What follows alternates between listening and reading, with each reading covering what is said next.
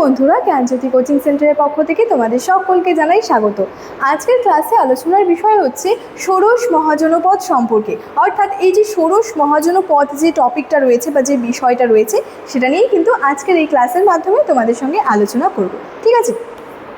আচ্ছা, আলোচনার বিষয় শুরু করার আগে তোমাদেরকে একটা ছোট্ট ইনফরমেশন দিয়ে রাখি।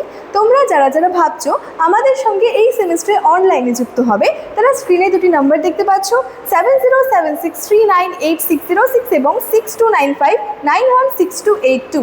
এই নাম্বার দুটি হলো আমাদের জ্ঞানজ্যোতি কোচিং সেন্টারের অফিসিয়াল হেল্পলাইন নাম্বার। তোমরা যারা যারা ভাবছো আমাদের সঙ্গে অনলাইনে যুক্ত হবে, যে কোনো একটি নাম্বারে যোগাযোগ করে আমাদের সঙ্গে যুক্ত হয়ে যেতে পারো। ঠিক আছে? এছাড়াও তোমাদেরকে কোর্স ডিটেলসটা একটু বলে রাখি যে আমাদের সঙ্গে যুক্ত হলে তোমরা কী কী সুযোগ সুবিধাগুলি পেয়ে যাচ্ছ। প্রথমত তোমরা প্রপার গাইডেন্স পেয়ে যাচ্ছ, দেন তোমরা রেকর্ডেড ক্লাসেস পেয়ে যাচ্ছ, হাই কোয়ালিটির নোটস পেয়ে যাচ্ছ, এবং মোস্ট ইম্পর্ট্যান্ট 100% কমন যে সাজেশনসগুলো রয়েছে সেগুলি কিন্তু তোমরা পেয়ে যাচ্ছ।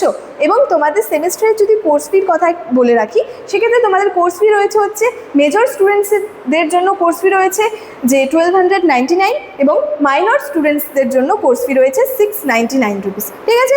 এই ছিল পুরো কোর্স ডিটেলস, অর্থাৎ কোর্স ফি, কন্ট্যাক্ট নাম্বার এবং তোমরা আমাদের সাথে যুক্ত হলে কী কী সুযোগ সুবিধাগুলি পেয়ে যাচ্ছ এটা নিয়ে আলোচনা। এবার আমি সরাসরি আজকের টপিক সম্পর্কে আলোচনা শুরু করছি। ঠিক আছে? দেখো, প্রথমেই বলেছি আজকের ক্লাসে আলোচনার বিষয় হচ্ছে ষোড়শ মহাজনপদ সম্পর্কে। তো সেক্ষেত্রে আমরা ষোড়শ মহাজনপদ জানার আগে একটু মহাজনপদ সম্পর্কে জেনে নেব। দেখো, বলেছে মহাজনপদ শব্দটির অর্থ হলো বিশাল বা বৃহৎ রাজ্য। অর্থাৎ এই যে জনপদ বা মহাজনপদ যে বলা হচ্ছে, এটা বলতে কি বোঝানো হচ্ছে? একটা বিশাল রাজ্যকে কিন্তু বোঝানো হচ্ছে। এক্ষেত্রে বলেছে মহা অর্থাৎ বিশাল, জনপদ অর্থাৎ মানুষের বসতি। ঠিক আছে?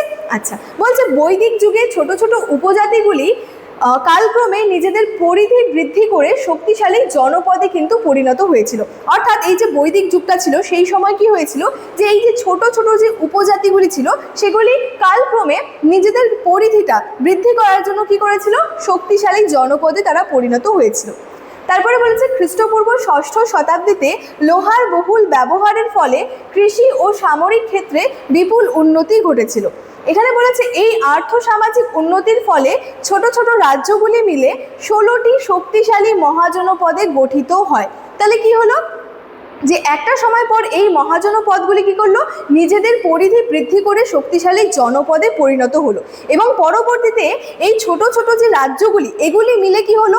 টোটাল 16টি শক্তিশালী মহাজনপদে গঠিত হয়, এবং এই সময়কালকে কিন্তু দ্বিতীয় নগরায়নের যুগও কিন্তু বলা হয়ে থাকে। তাহলে এই যে আজকের মূল আলোচনার বিষয় হচ্ছে ষোড়শ মহাজনপদ। ষোড়শ কথার অর্থ হচ্ছে এখানে 16টি, অর্থাৎ 16টি মহাজনপদকেই কিন্তু বলা হচ্ছে ষোড়শ মহাজনপদ। ঠিক আছে?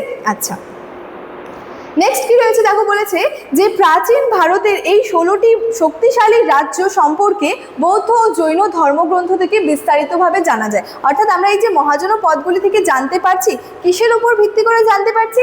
এই বৌদ্ধ এবং জৈন ধর্মগ্রন্থগুলির উপর ভিত্তি করেই কিন্তু জানতে পারছি। বৌদ্ধ গ্রন্থের মধ্যে কি রয়েছে? অঙ্গুত্তর নিকায় এবং দীঘ নিকায় নামক বৌদ্ধ গ্রন্থে 16টি মহাজনপদের সুস্পষ্ট উল্লেখ ও তালিকা কিন্তু রয়েছে।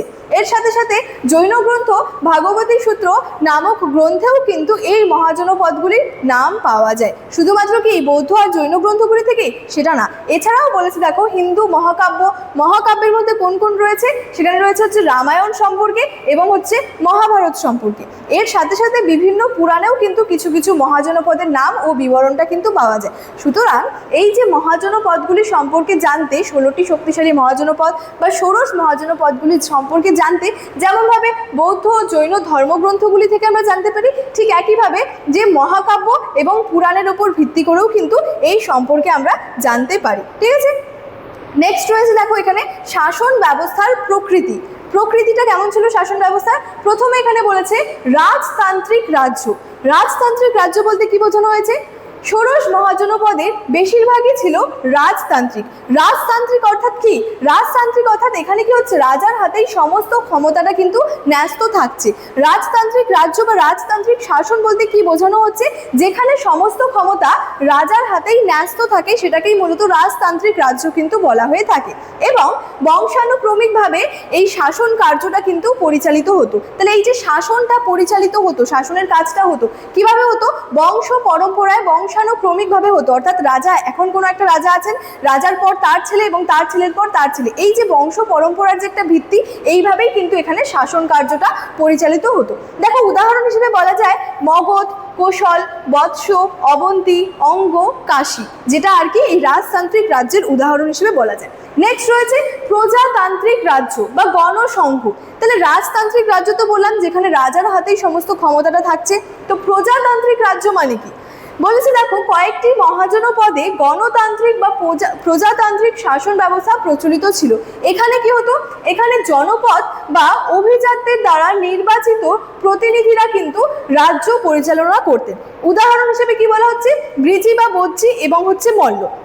দেখো রাজতান্ত্রিক রাজ্য এবং প্রজাতান্ত্রিক রাজ্যের মধ্যে একটা ডিফারেন্স, মূল ডিফারেন্সটা হলো এটা, রাজতান্ত্রিক রাজ্যে রাজার হাতে সমস্ত ক্ষমতাটা ন্যস্ত থাকছে, আর প্রজাতান্ত্রিক রাজ্যে কি হচ্ছে যে জনগণ বা অভিজাতদের দ্বারা কোনো একটা নির্বাচিত প্রতিনিধিরা কি হচ্ছে রাজ্যটা পরিচালনা কিন্তু করছে। এটাই মূল পার্থক্য রয়েছে কিন্তু এই দুটোর মধ্যে। নেক্সট এবার হচ্ছে মহাজনপদগুলি যেটা রয়েছে, এই যে ষোড়শ মহাজনপদ, 16টি যে মহাজনপদ রয়েছে তাদেরকে নিয়ে আমরা এখন জানবো। কি জানবো, তাদের অবস্থান সম্পর্কে জানবো, তাদের রাজধানী সম্পর্কে জানবো এবং তাদের বৈশিষ্ট্য সম্পর্কে জানবো। ঠিক আছে, আচ্ছা ফার্স্টে কি রয়েছে দেখো, প্রথমেই রয়েছে হচ্ছে মগধ। মগধের আমি কি বললাম, প্রত্যেকটা যে এই মহাজনপদগুলি রয়েছে এটার কি জানবো আমরা, রাজধানী, অবস্থান এবং এটার বৈশিষ্ট্য কি রয়েছে সেটা। প্রথমত মগধের রাজধানী ছিল রাজগৃহ, আগে ছিল এবং পরে সেটা হয়েছিল পাটলিপুত্র। দেন হচ্ছে অবস্থান রয়েছে যেটা দক্ষিণ বিহার, এবং এটার একটা বৈশিষ্ট্য কি, এটা ছিল ষোড়শ মহাজনপদের মধ্যে সবচেয়ে শক্তিশালী রাজ্য। বিম্বিসার ও অজাতশত্রুর মতো রাজাদের অধীনে কিন্তু এর একটা ব্যাপক বিস্তার লাভ ঘটেছিল। ঠিক আছে, নেক্সট রয়েছে কোশল। কোশলের রাজধানী কি রয়েছে, কোশলের রাজধানী রয়েছে শ্রাবস্তী ও অযোধ্যা। ঠিক আছে, এটার অবস্থান কোথায় রয়েছে, এটার অবস্থান রয়েছে উত্তরপ্রদেশ। এটার একটা বৈশিষ্ট্য কি, এটি একটি বিশাল রাজ্য ছিল, রাজা প্রসেনজিৎ ছিলেন এখানকার বিখ্যাত শাসক এবং মগধের অন্যতম প্রধান প্রতিদ্বন্দ্বী। ঠিক আছে, আচ্ছা নেক্সট মহাজনপদ রয়েছে অবন্তী। এটার রাজধানী ছিল উজ্জয়িনী ও মাহিষ্মতি। এটার অবস্থান হচ্ছে মধ্যপ্রদেশ, যেটা মালব। এখানে বলেছে এটার বৈশিষ্ট্য লোহা উৎপাদনের অত্যন্ত সমৃদ্ধ ছিল, অর্থাৎ এই যে অবন্তী এটা কিসের জন্য সমৃদ্ধ ছিল, লোহা উৎপাদনের জন্য। রাজা প্রদত্তের শাসনামলে এটি একটি শক্তিশালী রাজ্য হিসেবে কিন্তু আত্মপ্রকাশ আর কি করেছিল। ঠিক আছে, 4 নম্বরে কি রয়েছে, 4 নম্বরে রয়েছে হচ্ছে অঙ্গ। এটার রাজধানী ছিল চম্পা এবং এটার অবস্থান ছিল পূর্ব বিহার। ঠিক আছে, এটার একটা বৈশিষ্ট্য হলো এটা প্রাচীন যুগে একটা বাণিজ্যের একটি বড় কেন্দ্র ছিল। প্রাচীন যুগের যে ব্যবসা বাণিজ্য হতো সেই ব্যবসা বাণিজ্যের একটা বড় কেন্দ্র ছিল কিন্তু এই অঙ্গ। ঠিক আছে, মগধরাজ বিম্বিসার যুদ্ধে অঙ্গরাজ্য দখল করে মগধের কিন্তু অন্তর্ভুক্ত করেছিলেন। নেক্সট রয়েছে কাশী। এটার রাজধানী রয়েছে হচ্ছে বারাণসী এবং এটার অবস্থান হচ্ছে বারাণসী অঞ্চল। প্রথম দিকে এটি অন্যতম শক্তিশালী মহাজনপদ ছিল, পরে কোশল রাজ্যের সঙ্গে দীর্ঘ যুদ্ধের পর এটি কোশলের কিন্তু অন্তর্ভুক্ত হয়ে পড়ে। নেক্সট রয়েছে বৎস বা বংশ। এটার রাজধানী ছিল কৌশাম্বী, এটার অবস্থান ছিল প্রয়াগ বা যেটা এলাহাবাদ। এটার বৈশিষ্ট্য হলো যমুনা নদীর তীরে অবস্থিত ছিল। এখানকার রাজা উদয়মান বৌদ্ধ ধর্মের একজন বিশিষ্ট আর কি পৃষ্ঠপোষক ছিলেন, অর্থাৎ বৎসর যে রাজারা ছিলেন তারা বৌদ্ধ ধর্মের আর কি বিশেষ বা বিশিষ্ট পৃষ্ঠপোষক কিন্তু ছিলেন। নেক্সট রয়েছে দেখো, নেক্সট মহাজনপদ রয়েছে হচ্ছে যে কুরু। কুরুর রাজধানী ছিল ইন্দ্রপ্রস্থ ও হস্তিনাপুর। এটার অবস্থান ছিল হচ্ছে দিল্লি ও মিরাট, মানে দিল্লি মিরাটে। ঠিক আছে, মহাভারতে কুরু রাজবংশের ব্যাপক উল্লেখ রয়েছে। খ্রিস্টপূর্ব 6ষ্ঠ শতাব্দীতে এর রাজনৈতিক গুরুত্ব কিছুটা কিন্তু হ্রাস পেয়ে যায়। তাহলে মহাভারতে কি এই যে কুরু রাজবংশ এটার একটা ব্যাপক কিন্তু যে আর কি উল্লেখ বা খুব অন্যতম একটা ভূমিকা রয়েছে এটার। নেক্সট রয়েছে পাঞ্চাল। পাঞ্চালের রাজধানী ছিল অহিচ্ছত্র ও কাম্পিল্য। নেক্সট রয়েছে গঙ্গা ও যমুনা। এটার অবস্থান রয়েছে হচ্ছে গঙ্গা ও যমুনার দোয়াব। রাজ্যটি উত্তর ও দক্ষিণে দুটি অংশে বিভক্ত ছিল। মহাভারতে দ্রৌপদী এই পাঞ্চাল দেশেরই রাজকন্যা আর কি ছিলেন। এই সমস্ত বিষয় মহাজনপদগুলির মধ্যে থেকে আমরা দেখতে পাবো, যেমন কুরুর সাথে মহাভারতের একটা লিঙ্ক রয়েছে। দেন হচ্ছে পাঞ্চালের সাথে কি রয়েছে, মহাভারতের যে দ্রৌপদী ছিল এই দ্রৌপদী কিন্তু এই পাঞ্চাল দেশেরই রাজকন্যা ছিলেন। নেক্সট রয়েছে সুরসেন। সুরসেনের রাজধানী ছিল মথুরা, এটার অবস্থান ছিল মথুরা অঞ্চল। যমুনা নদীর তীরে অবস্থিত এই রাজ্যটি যদু বংশ এবং ভগবান কৃষ্ণের স্মৃতি বিজড়িত স্থান হিসেবে কিন্তু পরিচিত আর কি হয়ে আছে। প্রত্যেকটা মহাজনপদের কিন্তু কিছু না কিছু আর কি বৈশিষ্ট্য কিন্তু রয়েছে। আচ্ছা, নেক্সট দেখো কি রয়েছে। নেক্সট হচ্ছে মৎস্যের রাজধানী ছিল বিরাটনগর, এটার অবস্থান ছিল রাজস্থানের জয়পুর। কুরু ও সুরসেন রাজ্যের পশ্চিমে অবস্থিত ছিল। মহাভারতের পাণ্ডবরা তাদের অজ্ঞাতবাস এখানেই কিন্তু কাটিয়েছিলেন। নেক্সট রয়েছে চেদি, এটার রাজধানী ছিল হচ্ছে শুক্তিমতি, অবস্থান ছিল বুন্দেলখণ্ড। যমুনা নদীর কাছাকাছি অঞ্চলে এটি আর কি অবস্থিত ছিল এবং মহাভারতে বর্ণিত যে রাজা ছিলেন শিশুপাল, এই চেদি বংশেরই কিন্তু একজন অধিপতি ছিলেন। তারপরে রয়েছে 12 নম্বরে দেখো অশমোকের রাজধানী ছিল পোতালি, এটার অবস্থান ছিল গোদাবরী উপত্যকা। এটার একটা মূল বা বিশেষ একটা যদি বৈশিষ্ট্যের কথা বলি, সেটা ছিল এটি ছিল দক্ষিণ ভারতের অবস্থিত একমাত্র মহাজনপদ। ঠিক আছে, এই যে অশমোকটা ছিল, এই অশমোকটার একটা খুবই গুরুত্বপূর্ণ বৈশিষ্ট্য কি ছিল, এটা হচ্ছে দক্ষিণ ভারতের একটা মহাজনপদ, একমাত্র মহাজনপদ কিন্তু ছিল। বাকি 15টি রাজ্য কিন্তু উত্তর ভারতে অবস্থিত ছিল, অর্থাৎ বাকি এই যে 15টি মহাজনপদ এগুলি কোথায় ছিল, এগুলির অবস্থান হচ্ছে উত্তর ভারতে ছিল। অশমোক একমাত্র মহাজনপদ যেটার অবস্থান ছিল কিন্তু দক্ষিণ ভারতে, এটাই কিন্তু এটার একটা বিশেষ বৈশিষ্ট্য। ঠিক আছে, আচ্ছা নেক্সট 13 নম্বরে কি রয়েছে দেখো, এখানে রয়েছে গান্ধার। ঠিক আছে, এটার রাজধানী ছিল তক্ষশিলা এবং বর্তমান অবস্থান হচ্ছে পেশোয়ার ও আফগানিস্তান। গান্ধার বাণিজ্যের একটি বড় কেন্দ্র ছিল। এই যে গান্ধারটা ছিল, এটা ব্যবসা বাণিজ্যের ক্ষেত্রে কিন্তু একটা বিশাল কেন্দ্র ছিল। এর রাজধানী তক্ষশিলা প্রাচীন বিশ্বের অন্যতম শ্রেষ্ঠ বিশ্ববিদ্যালয় এবং বৌদ্ধ শিক্ষা কেন্দ্র হিসেবে জগৎই আর কি বিখ্যাত, অর্থাৎ জগৎ বিখ্যাত। ঠিক আছে, নেক্সট রয়েছে দেখো কম্বোজ, এটার রাজধানী রাজপুর, বর্তমান অবস্থান দক্ষিণ পশ্চিম কাশ্মীর। এটার বৈশিষ্ট্য হচ্ছে গান্ধার রাজ্যের সংলগ্ন অঞ্চল নিয়ে কম্বোজ আর কি গঠিত ছিল।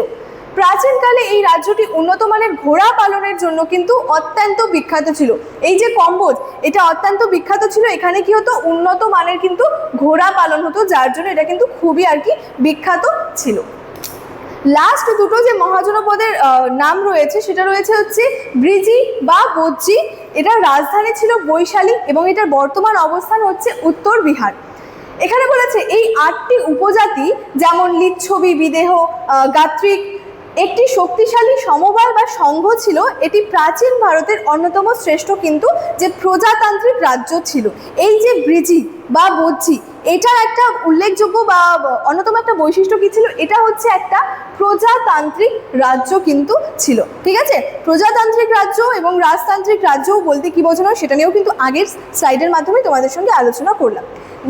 নেক্সট হচ্ছে লাস্টে যেটা রয়েছে মল্ল বা মালব, এটার রাজধানী ছিল হচ্ছে কুশীনগর ও পাবা, এটার বর্তমান অবস্থান গোরক্ষপুর এবং এটিও একটি স্বাধীন প্রজাতান্ত্রিক রাজ্য ছিল। মল্লদের রাজধানী কুশীনগরই কিন্তু গৌতম বুদ্ধ মহাপরিনির্বাণ বা মৃত্যু লাভ করেছিল।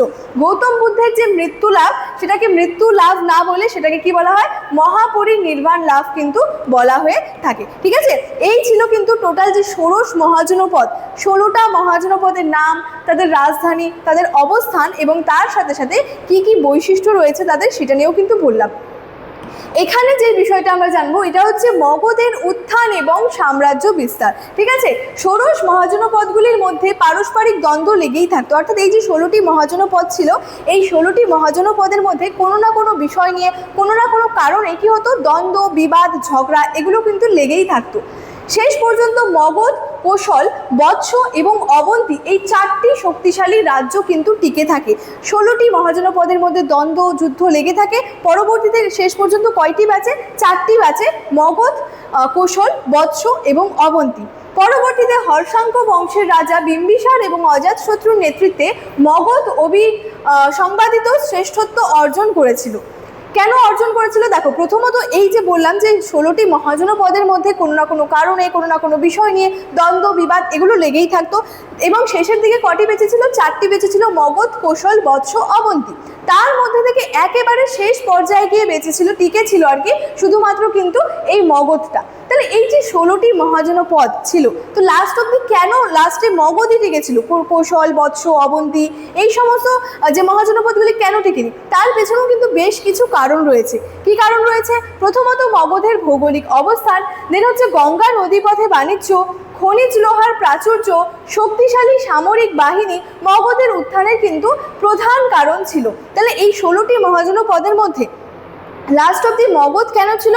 কারণ তার বেশ কিছু ফিচার্স ছিল, এই মগধের মধ্যে বেশ কিছু এমন বৈশিষ্ট্য ছিল যেটার মাধ্যমে কিন্তু সে লাস্ট অব্দি টিকে ছিল। যেমন তার ভৌগোলিক অবস্থানটা খুব ভালো ছিল এবং সেখানের যে শক্তিশালী সামরিক বাহিনীটা খুব ভালো ছিল। এই সমস্ত বিষয়ের কারণেই কিন্তু মগধের উত্থান পেছনে এগুলি আর কি প্রধান কারণ ছিল।